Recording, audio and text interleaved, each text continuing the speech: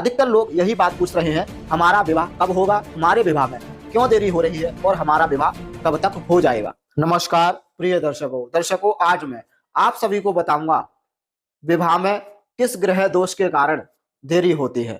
सबसे पहले मैं आपको बताता हूं, जब भी जातक के जीवन में विवाह में देरी होती है तो यह एक बहुत बड़ी समस्या बन जाती है। तो दोस्तों, आज मैं आप सभी को बताऊंगा विवाह में देरी किस ग्रह के कारण और कब किस योग के कारण होती है। तो सबसे पहले मैं बात करूंगा शनि ग्रह के बारे में। शनि ग्रह हमारा ऐसा ग्रह है जो मंद गति से चलने वाला ग्रह है। तो दोस्तों, आपकी जन्म कुंडली में यदि शनिदेव सप्तम भाव से संबंध बना रहे हो तो ऐसे में आपका विवाह देरी से ही होगा। अब देखिए, मैं आपको उदाहरण से समझाता हूं। देखिए, सप्तम भाव में जब भी मैंने बोला सप्तम भाव से संबंध शनि का होगा, जैसे शनि अगर दशम भाव में बैठे हो या शनि लग्न में बैठे हो या शनि पंचम भाव में बैठे हो, तो अब इस अवस्था में देखिए शनि देव को 3 दृष्टियां प्राप्त हैं, 7वीं, 10वीं और तीसरी। अब देखिए, जब भी शनिदेव दशम भाव में बैठे होंगे तो अपनी 10वीं दृष्टि सप्तम भाव पर डालेंगे तो जातक का विवाह देरी से होगा। जब शनिदेव लग्न में बैठे होंगे तो शनिदेव की सप्तम दृष्टि सप्तम भाव पर जाएगी, तब भी जातक का विवाह देरी से होगा।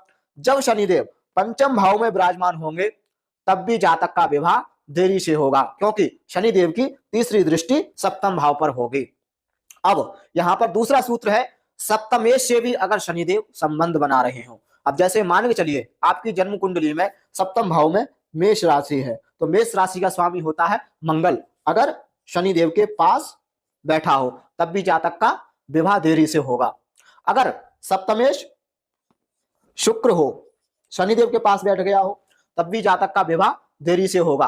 आपके सप्तम भाव में कोई भी राशि हो सकती है और उसका स्वामी अगर शनिदेव के पास बैठा हो या शनिदेव से दृष्ट हो। मान के चलिए यहां पर मंगल है और शनिदेव की 7वीं दृष्टि मंगल पर जा रही है, और अगर मंगल जो है यहां पर बैठ जाए तो सप्तमेश मंगल यहां पर बैठा होगा तो शनिदेव की 1, 2, 3 तीसरी दृष्टि मंगल पर जाएगी।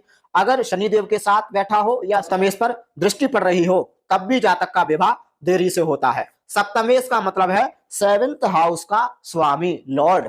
यह आपको बात अच्छे से समझ में आ ही गई होगी। अब हम बात करते हैं, जब कुंडली में मंगल और शुक्र की युति द्वादश भाव में बन रही हो तब भी जातक का विवाह देरी से होता है। यदि जन्म कुंडली में शुक्र ग्रह निर्बल हो, अंशहीन हो। अंशहीन कब होता है? जब शुक्र 0 से 12 अंश तक का हो तो शुक्र ग्रह ज्यादा मजबूत नहीं होगा, अर्थात निर्बल माना जाएगा। या सूर्य ग्रह के पास बैठा हो तब शुक्र ग्रह अस्त हो जाएगा। और जब शुक्र ग्रह चंद्रमा और सूर्य से प्रभावित हो या चंद्रमा सूर्य के पास बैठा हो तब भी जातक का विवाह देरी से होता है। अब आप उदाहरण से देखिए, मान के चलिए शुक्र ग्रह हमारा सप्तम भाव में बैठा हुआ है और यहीं पर सूर्य और चंद्रमा लग्न में बैठा हुआ है। चंद्रमा की दृष्टि है, सूर्य पास में बैठा हुआ है, तो चंद्रमा का और सूर्य का शुक्र से संबंध बन रहा है तो जातक का विवाह देरी से होगा। अगर दोनों ही ग्रह शुक्र के पास बैठे हो तब भी जातक का विवाह देरी से होगा। अगर शुक्र पर 7वीं दृष्टि जा रही हो सूर्य और चंद्रमा की तब भी जातक का विवाह देरी से ही होगा। दोस्तों, ये कॉम्बिनेशन कुंडली में अधिकतर देखे गए हैं। जब जातक की कुंडली में ये स्थितियां बन रही हो तो जातक के विवाह में अवश्य ही देरी होती है।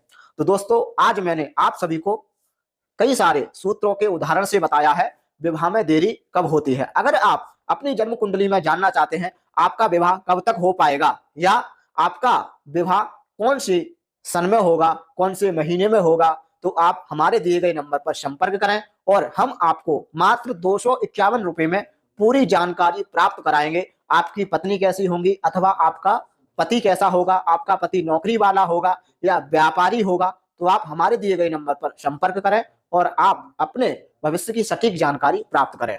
नमस्कार।